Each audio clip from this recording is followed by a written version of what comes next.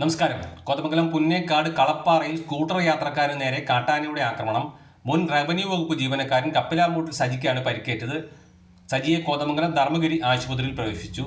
വയറിന് മുറിവേറ്റിട്ടുണ്ട്. പരിക്ക് ഗുരുതരമല്ലെന്നാണ് സൂചന.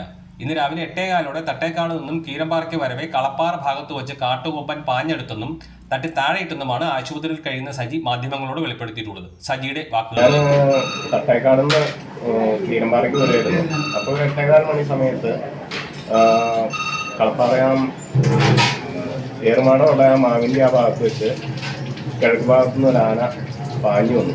ഞാൻ വളരെ ഈ ആനാശല്യം ഉള്ളതുകൊണ്ട് വളരെ സ്ലോയിൽ ആണ് വണ്ടി ഓടിക്കാറുള്ളൂ. അപ്പോൾ ആന വന്നു കഴിഞ്ഞപ്പോൾ സ്പീഡ് കൂട്ടിക്കഴിഞ്ഞാൽ ആനയുടെ ഫ്രണ്ടിലേക്ക് ചെല്ലുന്നതുകൊണ്ട് ഞാൻ സ്പീഡ് വീണ്ടും കുറച്ച് വണ്ടി തിരിക്കാൻ തുടങ്ങിയപ്പോഴേക്കും ആന സെക്കൻഡ് കൊണ്ട് എൻ്റെ അടുത്ത് വന്ന് ആന തട്ടുമായിരുന്നു. വണ്ടി സഹിതം ഞാൻ താഴെ വീണ് വണ്ടി അത് തകർന്നു. ഞാൻ കയറി ചവിട്ടാതെ ഞാൻ അതിന് രക്ഷപ്പെട്ടു പോകുമായിരുന്നു. ഈ മുറിവ് എങ്ങനെയുണ്ടായ?